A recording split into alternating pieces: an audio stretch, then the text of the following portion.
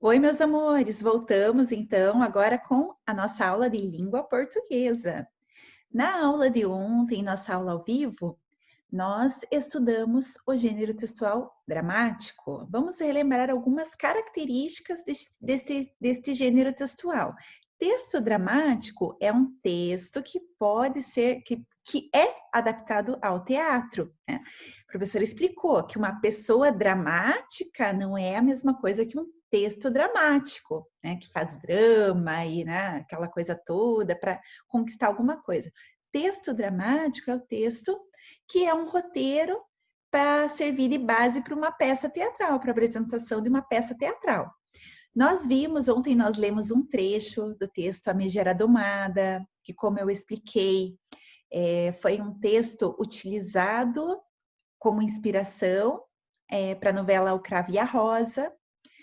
Fazendo um pequeno resumo da história, temos Catarina e Bianca, que são irmãs. Catarina é a megera, é a irmã mais velha, muito brava, que não quer casar de jeito nenhum. Ela é muito feminista, ela acha que a mulher é dona de si mesma e ela não aceita casamento. Bianca é uma doce menina, apaixonada, delicada, e ela quer se casar. Inclusive, a Bianca tem pretendentes e um desses pretendentes que nós vimos estava realmente apaixonado por ela, que era o Lucêncio. Lucêncio era o apaixonado, né? Ela tinha dois pretendentes, o Grêmio e o Hortêncio, mas aquele que realmente estava apaixonado pela Bianca e que fingia ser um professor, até para chegar até a Bianca. Bianca era uma menina que gostava muito de poesia. Ele mentiu ser professor de poesia para se aproximar do seu verdadeiro amor. E aí ela acaba, no decorrer da história, os dois se apaixonam, a Bianca fica apaixonada por ele. Então é isso, né? É o resuminho do nosso texto de ontem. Hoje vamos continuar com atividades de interpretação textual sobre a história e sobre o gênero textual, as características desse gênero textual que estamos estudando. Então, livro didático, página 51. A professora vai orientá-los em algumas respostas, outras eu vou dar mais autonomia para vocês tentarem responder, tudo bem? Então, página 51, exercício 8. Observe esta indicação presente no começo do segundo ato. Vamos relembrar o que é o ato. Ato é quando tem a mudança de cenário na peça de teatro. Então, cada vez que muda o cenário, é um ato, tá? E o ato é dividido em cenas. Então, o ato é a mudança de cenário e cada mudança de cenário, cada ato é dividido em diferentes cenas. Então, aqui vamos ver essa cena. Interior da mansão de Batista. Vamos imaginar o cenário do interior da mansão. Trânio vai para a frente do palco. Qual é a função desse trecho? O que vocês acham que é a função desse trecho? Indicar ao leitor o cenário. Ele indica aqui que a cena está se passando no interior da mansão. E fornecer orientações para o ator que vai encenar a peça. Lembra que ontem eu falei com vocês que o texto dramático ele é lido por nós como leitores, mas ele também é um roteiro para a encenação dos atores no teatro. Então, o dramaturgo, quando ele escreve um texto dramático, é assim: ele separa por personagens as suas falas, e cada personagem tem que memorizar a sua fala, e dentro do texto também tem as indicações de como devem ser as ações dentro do teatro, como eles devem se posicionar, certo? Letra B. Onde se passa a cena que você leu? Ah, tá, essa daqui tá super fácil, né? Aqui na primeira linha já tá escrito, no interior da mansão de Batista. Caneta marca texto. Vamos ver o que são as rubricas. Tem gente que fala rúbrica, não é rúbrica, tá? Se fosse rúbrica, era uma proparoxítona e ela estaria acentuada. Então, o certo, a palavrinha correta mesmo é rubrica, tá? No texto teatral, As rubricas são instruções sobre como os autores devem agir e se relacionar com o cenário e o público, como ali nós vimos naquele trecho, né? Trânio vai para a frente do palco. É uma rubrica, é a orientação de como o personagem deve se comportar, quais as ações que ele deve ter no decorrer, no andamento da peça. Geralmente, essas informações aparecem destacadas no texto, com uma letra diferente da usada nas falas dos personagens. Assim, o leitor consegue identificar cada parte do texto com facilidade. Então, para que o leitor consiga diferenciar o que é fala do personagem, o que faz parte do texto da rubrica, que é a orientação das ações, eles usam uma letra diferente. Exercício 9. Como o leitor identifica que personagem está falando? Também comentamos ontem. Como é indicada a fala de cada personagem? Tem o nome do personagem, os 2 pontinhos e aí a sua fala. Então, pela indicação do nome de cada personagem antes de cada fala. Letra B, o modo como os personagens se comportam na história. A professora acabou de explicar como que eles se organizam, como que eles organizam as ações, como eles sabem como prosseguir dentro da peça através das rubricas. Então, por meio das rubricas. Pode até complementar, que indicam como os atores devem se comportar durante a história. O texto teatral conta uma história por meio do diálogo dos personagens, das indicações de cenário e da forma como os atores devem agir em cena. Também passa a marca-texto aqui. O exercício 10, a professora vai ler, mas eu vou deixar para vocês marcarem as respostas corretas, tá? De acordo com as nossas conversas ontem e as explicações de hoje.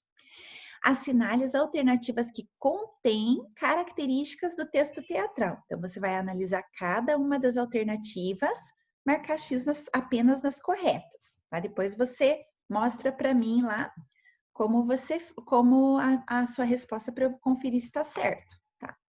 Opa! Essa daqui já marcou ali, apresenta personagens. Mas vamos voltar lá para o positivo 1 agora. Para dar continuidade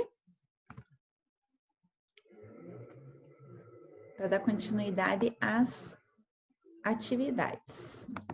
Língua portuguesa, página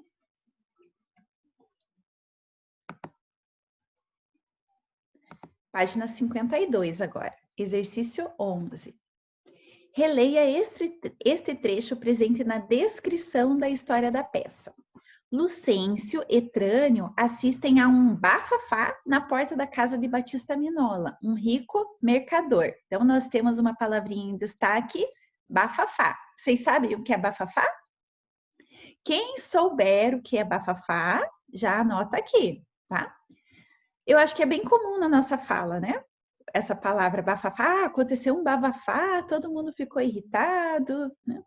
Mas, caso você não saiba, você consulta o seu dicionário ou um dicionário digital na internet para saber o significado dessa palavrinha aqui e anota o significado dela.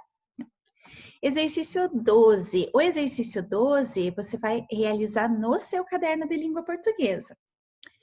Catarina e Bianca não têm uma relação muito amigável, apesar de serem irmãs. Como você acha que elas deveriam se comportar? Leia o texto e converse com os colegas e o professor sobre isso. Vai conversar com o familiar. Quando estamos irritados, os primeiros pensamentos que nosso cérebro produz são, geralmente, o que chamamos de pensamentos que temos quando estamos com a cabeça quente. Para a maior parte das pessoas, esses pensamentos surgem automaticamente. Quando estão zangadas, logo começam a pensar sobre estarem zangadas e falar sobre isso. Como é fácil perceber, esses pensamentos geralmente mantêm a irritação bem viva. Eles são o combustível que alimenta o fogo da irritação. Quem nunca passou por um momento assim, né? De ficar irritado com alguma coisa, acabar falando que você em outra situação que você está mais calmo, você deixaria de falar, né? Aí depois, claro que se você vai ter que se desculpar, se realmente você errou, por estar passando por esse momento de irritação. Mas há algo que você pode fazer para apagar o fogo mais rapidamente. Você pode trocar os pensamentos da cabeça quente pelos pensamentos de cabeça fria. Os pensamentos de cabeça fria não surgem automaticamente, são as coisas que você precisa dizer a si mesmo a fim de se sentir melhor. E isso daí é normal do ser humano, né? Geralmente, quando nós estamos muito irritados com determinada situação, a gente às vezes explode, fala o que não deve, mas automaticamente vem aquela sensação de cabeça fria. Não, eu tenho que fazer alguma coisa para eu melhorar essa sensação de raiva que eu estou sentindo, até se acalmar. Essas são as nossas emoções, são os nossos sentimentos. Então, você vai responder no seu caderno como a Catarina deveria se comportar. Não precisa copiar o enunciado, tá? Faz a indicação, eu vou colocar tudo no PDF, como deve ser feito, mas você pode somente anotar a sua resposta e depois encaminha para ver se está certo, tá? E agora essa daqui vocês vão gostar muito dessa atividade, da página 53.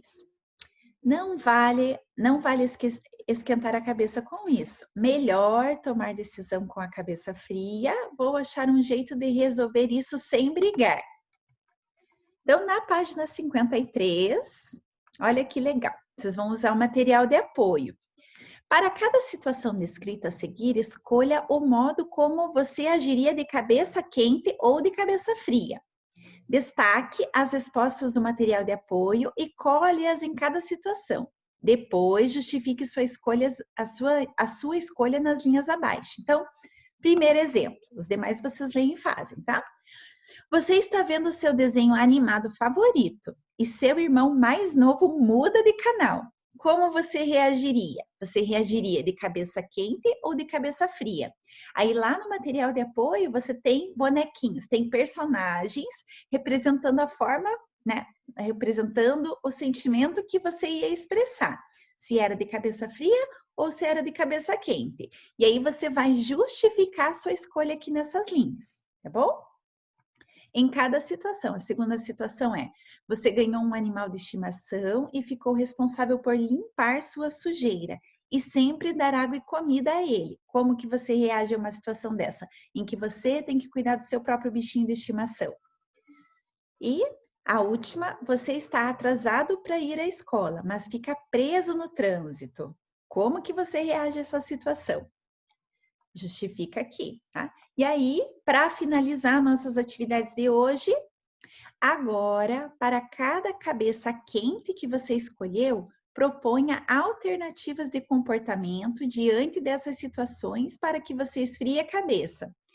Essa daqui também você vai anotar no seu caderno, tá? Pode anotar aqui do ladinho também, tá? Nesse espaço em branco ou no seu caderno. Você vai, por exemplo, numa situação que eu acredito que todos vão dizer que é a cabeça quente, né? De estar no trânsito, atrasado para algum compromisso e ficar preso no trânsito. É uma coisa que deixa a gente com a cabeça quente, né? Por exemplo, num trabalho, se você precisa cumprir determinado horário no trabalho e de repente acontece algo que faz com que você chegue atrasado a um compromisso super importante. A gente fica com a cabeça quente. Às vezes não fica com raiva, mas fica preocupado. Como que você reagiria diante dessa situação para que você fique com a cabeça fria? Tudo bem? Então, podem fazer aqui mesmo esse exercício, essas anotações, podem fazer no espacinho em branco que tem aqui no próprio livro didático. Tudo bem? Então, são essas as atividades de hoje de língua portuguesa. Bons estudos, como sempre, a professora está no grupo para tirar as dúvidas até às 17 horas, tá bom? Façam com bastante calma, com bastante capricho, cuidando para não cometer errinhos graves de ortografia, tá? Ficar bem atento, procurar a palavrinha escrita. Às vezes a palavrinha está escrita no próprio livro. Você nem precisa procurar no dicionário para saber aqui, ó, por exemplo, atrasado com S com som de Z, tá? Procura as palavrinhas ali para escrever de forma correta, tudo bem? Então, são esses os exercícios de hoje de língua portuguesa, tá? Façam com bastante capricho. Beijo, meus amores, até mais!